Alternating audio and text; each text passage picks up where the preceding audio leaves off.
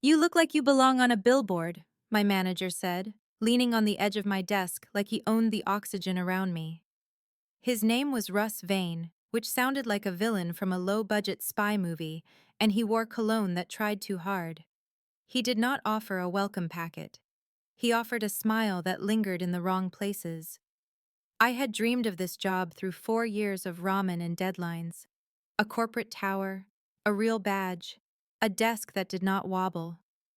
I was in my early 20s with a new diploma and a fresh suit that still felt like a costume.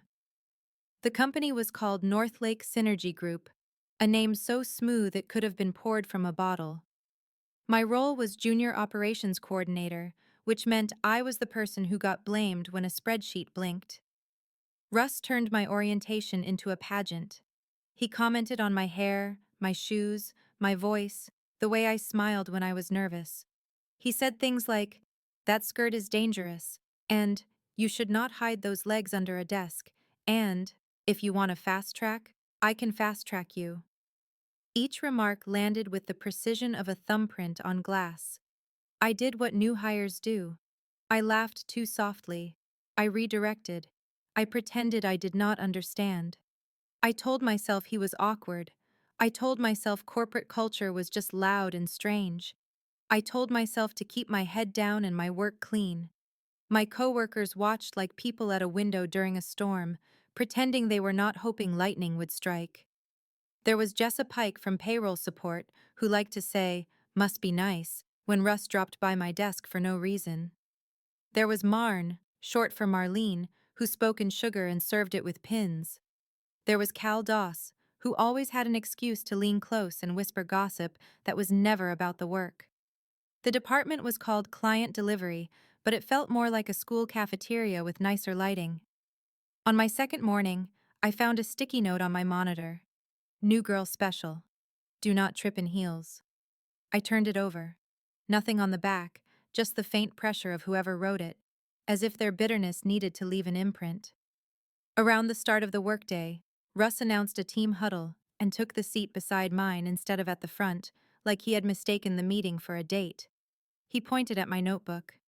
"You write neatly. I like that. Pretty and organized." Jessa gave a little laugh that sounded like a spoon hitting a sink. Marn looked me over like I was a product on a shelf. Cal smirked, then tapped his pen against his lips as if he was practicing being subtle.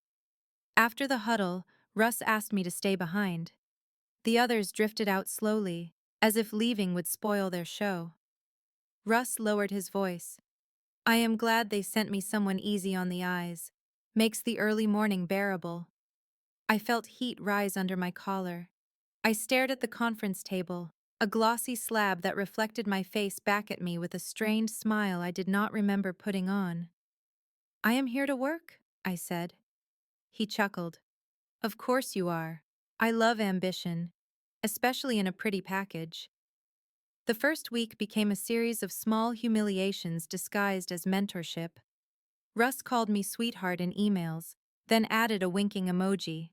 He asked me to come to his office to discuss deliverables, then talked about my dating life. He stood too close when he reviewed my screen. He praised me loudly, then criticized me privately, as if keeping me off balance was a hobby. The jealousy in the room thickened like bad coffee. Someone began forwarding me tasks that were not mine. Someone moved my files into wrong folders. Someone deleted calendar invites and then asked why I missed meetings. When I spoke up, Jessa said, "Maybe you were distracted. Russ distracts people, you know." Marn sighed and said, "New hires always struggle with simple processes." I stayed late to catch up. I ate lunch at my desk because I did not want to sit in the break room where the conversation stopped when I entered. I learned the unspoken rule of the department. If Russ liked you, the rest of them would punish you for it. The funny part was that Russ did not like me. Russ liked the idea that I could be made small. One afternoon, sometime after the lunchtime rush, he dropped a printed document on my keyboard. A client escalation report. It was marked urgent in thick red letters. "You handle this," he said. "You are good at cleaning messes." "This is Cal task," I said, Because the client name was on Cal portfolio. Russ smiled. Today, it is yours. Consider it a growth opportunity. He walked away before I could respond, leaving behind his cologne and a quiet message that felt louder than his voice. Do what I say, or I will make sure you regret existing. I looked around. Jessa was watching me over her monitor, eyes bright with expectation. Marn was typing with theatrical calm. Cal leaned back in his chair, hands behind his head, as if he had already won something. I opened the report. It was full of errors, wrong dates, missing attachments, a signature line that looked copied and pasted from an old file. A trap, wrapped in corporate formatting. I swallowed, straightened my shoulders, and began fixing it anyway. Not because I wanted to be a hero, because I was going to survive long enough to become a problem. And problems, I was learning, could be very expensive for the people who created them. By the end of my second week at Northlake Synergy Group, my desk felt like a punishment, and my inbox felt like a dare. Every morning brought a new surprise, like a twisted advent calendar. A report assigned to me that belonged to someone else. A meeting moved without notice. A file renamed so it disappeared into the shared drive maze. The department ran on two fuels, plausible deniability and petty delight. I tried being direct. Jessa, I said one morning, you forwarded me the billing reconciliation again. That is payroll support, not operations. She blinked at me with innocent eyes that could have sold insurance. Oh, I assumed Russ wanted you to have more exposure. He is always so invested in you. She said invested the way people say cursed. Marn chimed in without looking up from her screen. If you cannot handle it, you can always ask for help. Some of us do not get special coaching. Special coaching was what they called being cornered by Russ near the copier while he commented on my lipstick. Cal was worse, because Cal pretended to be my friend. He offered advice in a low, conspiratorial voice, like we were partners in a heist. Russ can be intense, Cal said, sometime in the late morning when the office was quieter. But he likes you. You should use it. A little charm goes a long way here. I stared at him. A little charm. Cal shrugged. That is corporate. You either play the game or you become the board. He walked away, leaving me with the sudden urge to wash my hands. Russ himself escalated from comments to invitations. He asked me to join him for drinks after work, framed as networking. When I declined, he pouted like a child denied candy, then retaliated by assigning me an impossible deadline. He also began touching the edge of my chair when he stopped by, fingertips resting there as if he had purchased the furniture along with my patience. Once, he brushed a strand of hair off my shoulder. It was so casual, so practiced, that it made my stomach twist. I told myself to document everything. I started a private log, written in a plain notebook that fit inside my bag. I wrote down dates without exact times, just the general part of the day. Early morning meeting, late afternoon comment, midday email with sweetheart in the greeting. I captured screenshots of messages and saved them to a personal drive at home. I forwarded nothing. I trusted no one. Then the department tried to bury me. It happened after a client call that went sideways. Not because of me, but because Cal failed to update the delivery schedule and the client noticed. The call ended with the client demanding an explanation and someone senior promising a follow-up. Within an hour, an email chain appeared with my name at the center, as if I had personally typed the mistake into the universe. Russ strolled to my desk, phone in hand. What happened, Mia?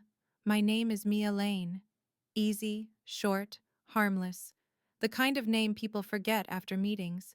I had always liked that about it. Now it sounded like a target. I did not handle that schedule, I said. Russ lifted his eyebrows. The email says otherwise. It did not. The email said, Mia is aware, which was a masterpiece of manipulation. Awareness was not responsibility, but in corporate, blame was a costume anyone could force onto you. Cal leaned over the divider. Maybe you misread the notes. It happens when you are new. Jessa added, quietly but loudly enough. She has been overwhelmed lately. Marn sighed. Poor thing. All that attention can be exhausting. They all watched me, waiting for the flinch, waiting for tears, anger, a mistake. I did not give them one. I opened the shared drive, pulled up the version history, and projected it on the conference room screen when Russ called an impromptu meeting. I walked them through the timestamps and edits, pointing to Cal name attached to each change. I did it calmly, as if we were discussing printer ink. Cal mouth tightened. Russ' face shifted, not into guilt, but into irritation that his plan was not working. Interesting, Russ said, tapping his pen. Well, mistakes happen. Let us focus on solutions. Solutions. He meant, let us focus on making this go away. After the meeting, Russ followed me into the hallway, close enough that his breath warmed my ear. You embarrassed Cal. I corrected the record, I said. Russ' smile was thin. You will learn. Around here, people remember who makes them look bad. I looked straight at him. Then they should avoid being bad. His eyes narrowed. Careful, Mia. That was when I realized he was not just inappropriate. He was dangerous in the quiet, corporate way. The kind of dangerous that did not leave bruises, only reputations in pieces. I went back to my desk and added the hallway exchange to my notebook. The next move was predictable. Russ started excluding me from communications, then blaming me for not knowing things. He scheduled meetings and claimed he told me. He cut my access to a client dashboard, then asked why I did not pull the latest numbers. And the comments never stopped. You would be unstoppable if you smiled more, he said sometime in the afternoon, eyes sliding over my face. You should wear that color often, he said another day. It makes you look approachable. Approachable. Like a door. Meanwhile, my coworkers sharpened their jealousy into little weapons. They would whisper when I walked by. They would stop talking and look at their screens with sudden devotion. Someone left a printed meme on the break room table, a cartoon woman climbing a ladder labeled favors. I picked it up, folded it, and tossed it in the trash without a word. My silence disappointed them. They wanted a scene. They wanted me to crack so they could call it proof. Instead, I waited. Because revenge is not always loud. Sometimes it is paperwork. I researched policy on my own. Northlake Synergy Group had an employee handbook with neat sections on harassment, retaliation, and ethics. It read like a fantasy novel, full of promises no one believed in. But it was still policy. And policy, unlike gossip, could be used as a blade. I also found out something useful. Human Resources at Northlake was nervous. The company had recently lost a lawsuit. They had replaced their HR director with a new one named Dana Crest, who was rumored to be strict enough to make executives sweat. I watched Dana Crest from a distance for several days. She moved through the halls like a person who had never apologized for taking up space. People stepped aside when she passed. Even Russ kept his voice polite when she was nearby. So I made a plan. Not a fantasy, not a speech in a conference room, a plan with receipts. Around the end of the workday on a Thursday that felt like it would never end, Russ sent me a message. Come to my office. We need to talk privately. Privately. The word sat on the screen like a smirk. I stood up, picked up my notebook, and walked toward his office. But I did not go in. I kept walking. Straight to Human Resources. Human Resources was on a different floor, where the carpet was softer and the air smelled like someone believed in rules. The receptionist smiled at me with professional neutrality. Can I help you? I said I needed to speak with Dana Crest. The name came out steadier than I felt. The receptionist glanced at my face, then at my badge, then back at my face. She picked up the phone. A short pause, a nod. She gestured toward a small waiting area. I sat down and stared at a framed poster on the wall that said, "Integrity is doing the right thing, even when nobody is watching." Whoever designed it had never met Russ Vane. Dana appeared within minutes. She was in her 30s, hair pulled back, expression calm in a way that made it clear she did not panic for entertainment. She held a tablet like a shield. "Mia Lane," she said. "Come with me." Her office was simple. No inspirational quotes, just a desk, 2 chairs, and a plant that looked surprisingly alive. Dana sat, then waited for me to speak without filling the silence for me. That alone felt like mercy. "I have something to report," I said. Dana nodded once. "Tell me what happened." I started with the comments, the remarks about my body, the suggestive jokes, the invitations framed as career opportunities, the way Russ stood too close and touched my hair. I spoke in clear sentences, like I was reading from a report, because emotion was a trap I refused to step into. Dana listened without interrupting. When I finished, she asked, "Do you have documentation?" I opened my bag and slid my notebook across the desk, along with a folder of printed screenshots.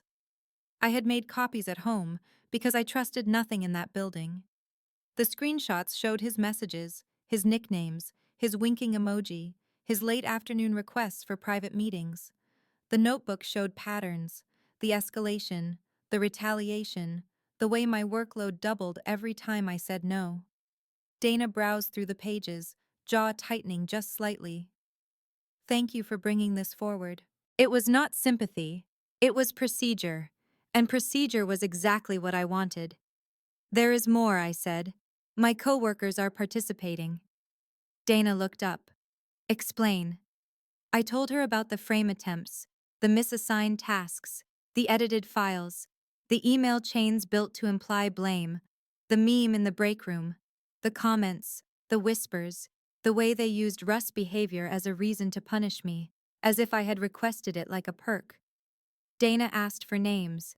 I gave them: Jessa Pike, Marlene known as Marn Keel, Calvin Doss. Dana leaned back, eyes steady. "Retaliation is serious. So is creating a hostile work environment. You understand we will investigate." "I understand," I said. "I also understand you will want to protect the company."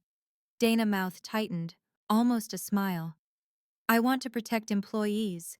Protecting the company happens naturally when we do that properly." I felt something loosen in my chest. Not hope, something sharper. Momentum. Dana asked if I felt safe returning to my desk. Safe was a strange word. I was not in danger of being attacked. I was in danger of being eroded, like a river wearing down stone. I said, "I can finish the day." Dana nodded. "If anything happens, contact me immediately. Do not meet with Russ alone. If he approaches you, keep it professional and walk away." I stood to leave. Dana added, "Mia, you did the right thing. People often wait too long." Around midday the next day, the investigation began like a storm you could smell before it arrived. Dana and an HR specialist walked into client delivery and asked Russ to step into a conference room. Russ' face flickered, surprise turning into annoyance, then into polished charm. He followed them with a smile that looked stapled on.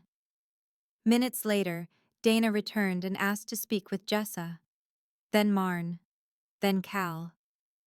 The office went quiet in the way it does when gossip realizes it has become evidence. People tried to pretend they were working.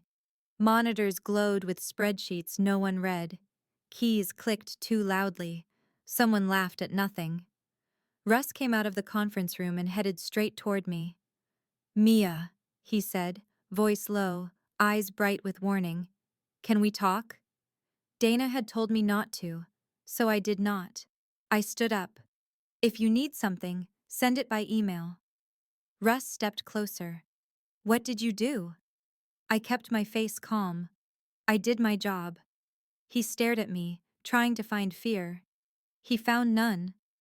"You are making a mistake," he hissed. I turned slightly so my voice would carry. "Dana Crest is available if you have concerns." Russ backed away like I had mentioned a ghost.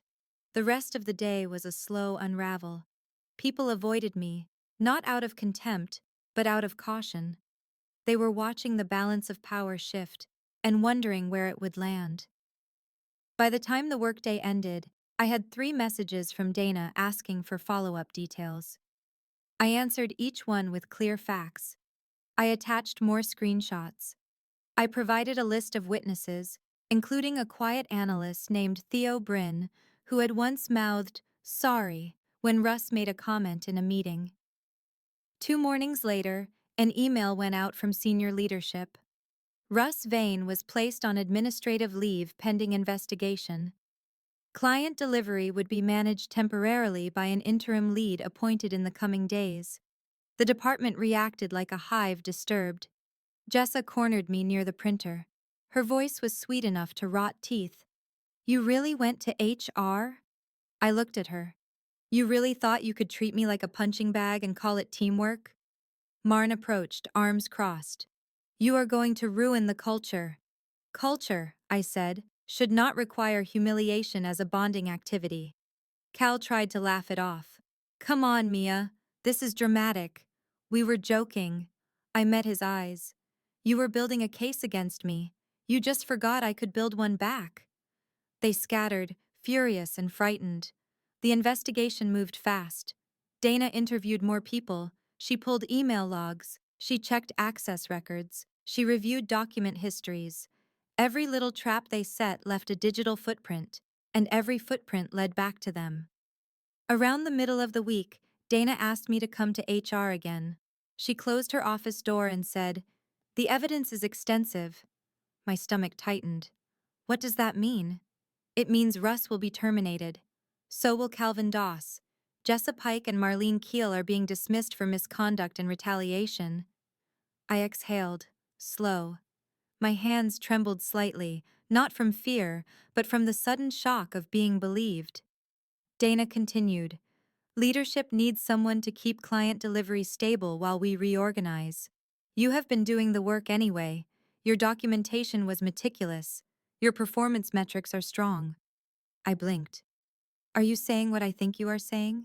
Dana nodded. "Effective immediately, you will serve as interim department lead. It will be temporary, but it comes with a pay adjustment and authority to assign work." I stared at her. "I am the newest employee." Dana looked almost amused. "And yet you are the one who acted like a professional adult in a room full of tantrums. Congratulations, Mia. You just got promoted by refusing to be anyone's scapegoat." When I returned to the floor, the air felt different. Not warm, not friendly, but changed. Russ' desk was already being cleared by security. Cal sat rigidly, eyes forward. Jessa and Marn avoided my gaze. People watched me like I was a sudden weather event. I walked to my desk, sat down, and opened my email. The first message was from leadership, addressed to the entire department. "Please welcome Mia Lane as interim lead for client delivery." I read it twice. Then I smiled, small and controlled, and began making a list. Not of enemies, of tasks. Because revenge, in corporate, is best served in bullet points. Power does not arrive with trumpets. It arrives with an email and a calendar invite that makes everyone nervous. The morning after the announcement, I walked into client delivery and felt a dozen eyes measure me like I was a risk assessment. The desks looked the same, the screens glowed the same, but the energy had shifted, like a room after someone finally opens a window. I was interim lead now. Temporary, yes, but temporary was enough. I did not celebrate. I did not gloat. I did not even change my posture. The smartest revenge is quiet, because noise gives your opponents time to prepare. I started with the simplest weapon: clarity. Around the beginning of the workday, I sent a department-wide email titled Workflow Reset. No jokes, no fluff, just structure. I assigned responsibilities based on role, not favoritism. I created a shared tracker that logged every task, every deadline, every owner. I turned invisible labor into visible data. People could still lie, but now the lie would be documented next to their name, like a sticky note they could not peel off. Within an hour, Theo Bryn stopped by my desk. Theo was soft-spoken, always carrying a notebook like he needed proof of reality. He nodded toward my tracker. That is going to make some people very uncomfortable. Good, I said. Discomfort is often the first sign of accountability. Theo smiled, small and genuine. If you need anything, I am here. I thanked him. Then I added his name to a short list labeled allies. Not because I was building a kingdom, because I was building a firewall. The next step was meetings. Russ used meetings like hunting grounds. Cal used them like smoke bombs. I used them like tools. I scheduled brief check-ins with each team member, not to interrogate, to listen, document, and reset expectations. I recorded action items and sent follow-ups, making sure nothing lived only in hallway whispers. Most people complied. Some even looked relieved. Chaos is only fun when it benefits you. For everyone else, it is exhausting. Then there were the resistors. Marn had not been terminated yet, but she was in her final days, still on the floor while HR completed procedures. She sat at her desk like a statue carved from resentment. When I asked her for a status update on a client request, she replied, "You can check the system, if you know how." I smiled politely. "I do know how. I asked you so you could demonstrate professionalism on your way out." She stiffened, like she had been slapped with a dictionary. Jessa, also awaiting final dismissal, tried a different approach. She brought me a coffee I did not ask for and said, "I just want us to be good." I looked at the cup. Sealed lid. No visible sabotage. Still, trust was not a beverage. "We can be professional," I said. "That is the best version of good in this place." Her smile faltered. "You are acting like I did something terrible." "You did," I said, calm as a spreadsheet. "You tried to frame me. You mocked me. You participated in harassment by amplifying it." Jessa's eyes flashed. Russ was the problem. Russ was a problem, I agreed. You chose to be one too. She walked away with the coffee still in her hand, as if she could not decide whether to drink it or throw it. Cal was already gone, escorted out after HR concluded he had manipulated records and assigned unauthorized work. His empty desk sat like a warning sign. Russ, of course, was gone too. But he left behind something harder to remove, the culture he cultivated, where women were ornaments and ambition was suspicious. So I tore it out by the roots. I met with Dana Crest to align on boundaries. Dana supported my changes with the calm force of policy. She authorized training sessions on harassment and retaliation. She ensured people understood that reporting did not ruin careers, misconduct did. Leadership, eager to avoid another lawsuit, suddenly cared about ethics. Amazing how compassion appears when it gets a budget line. By the second week, my tracker revealed a pattern. Certain employees had been offloading their work onto others for months. Not just onto me, onto interns, onto quieter analysts.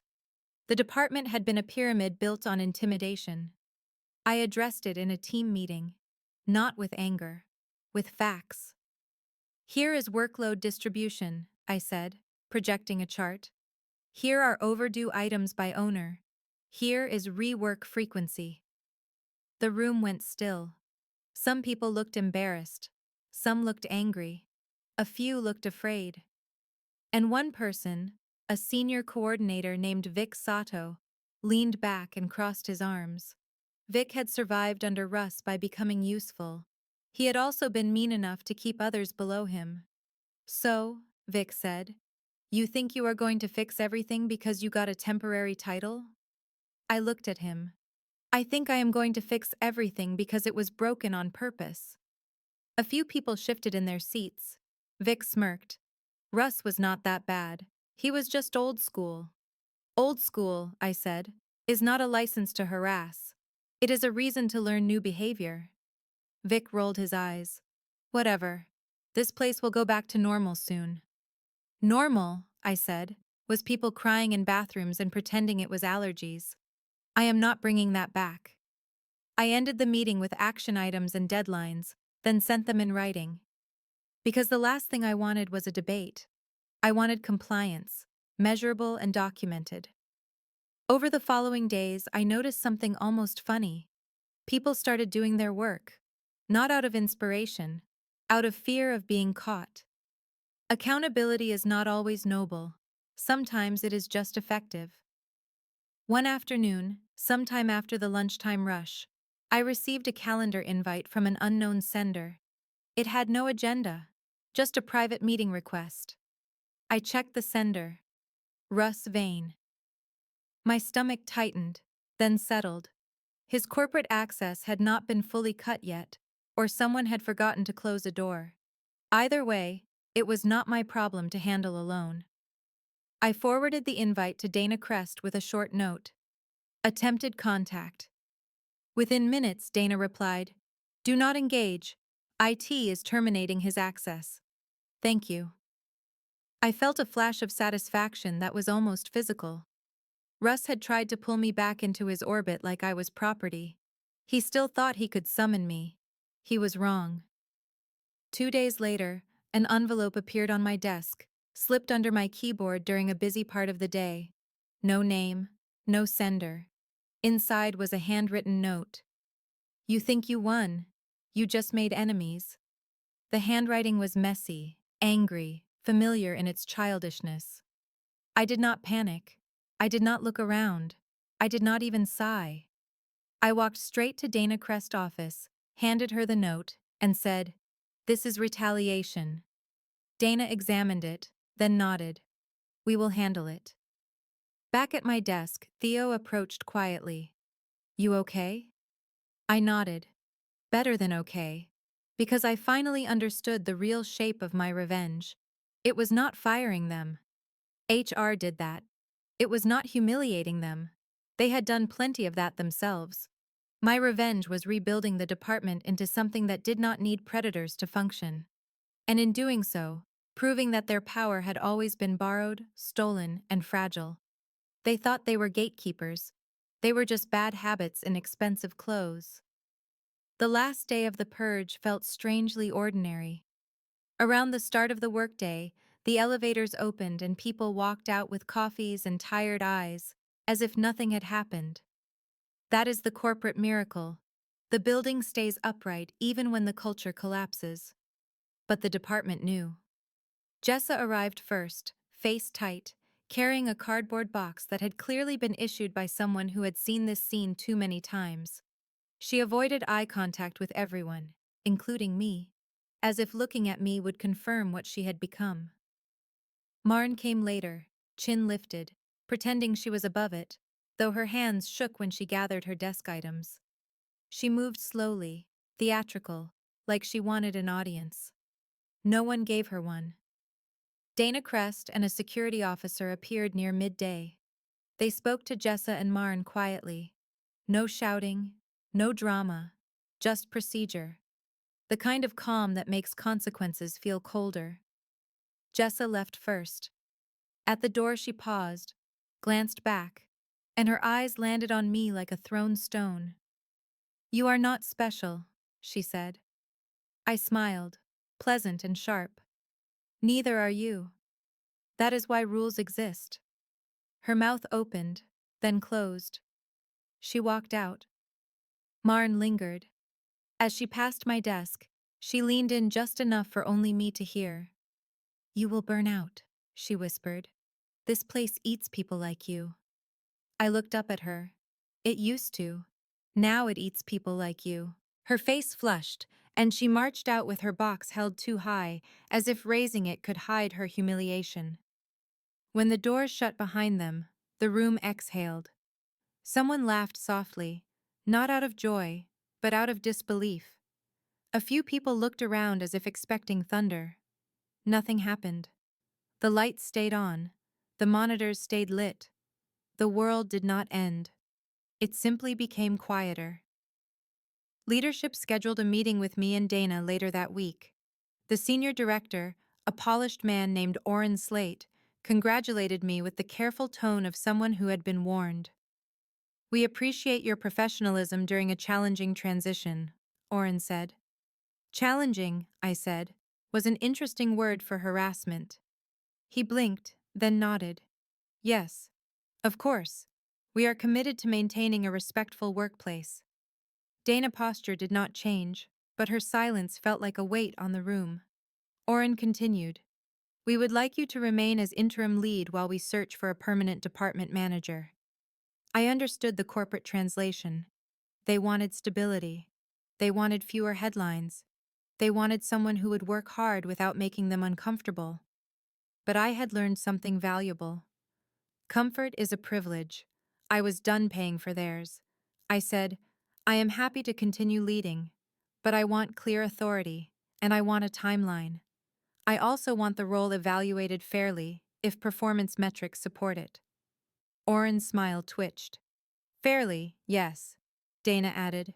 We will document the expectations and review points. Oren agreed quickly, because Dana Crest did not negotiate. She enforced.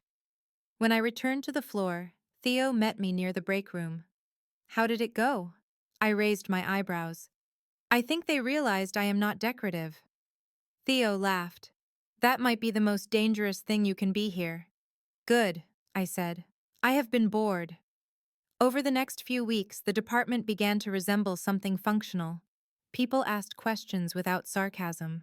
They submitted work on time because the tracker did not forget. Meetings stayed on topic. Compliments became about performance, not bodies. There were still moments of resistance. Vic Sato tried to undermine me by questioning my decisions in front of others. Each time, I responded with calm facts and invited him to propose an alternative in writing. He stopped after the third request, because bullies hate receipts. Then, sometime in the late afternoon one day, I got an email from an external address. No signature, no greeting, just a sentence. You ruined my career. I stared at it for a moment, then forwarded it to Dana Crest. Dana replied within minutes. We are escalating. Do not respond. I did not respond. Because the truth was simple. I did not ruin Russ' career. Russ did that, one comment at a time.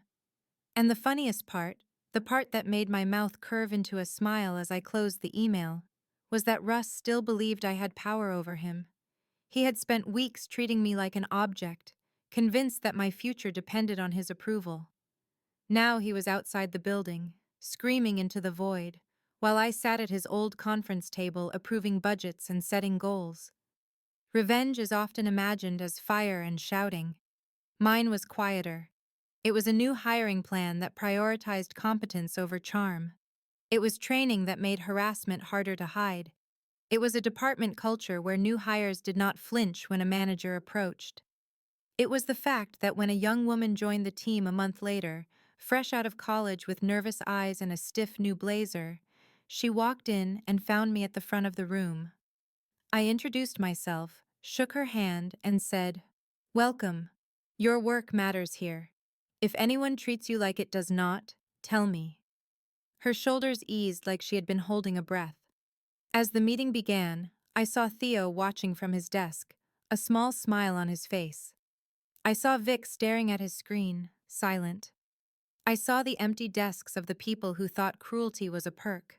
And I realized that my revenge was not just survival. It was ownership, not of the company, not of the building, of my own story. I opened my notebook, not the one full of evidence, but a clean one, and wrote the first item on the agenda.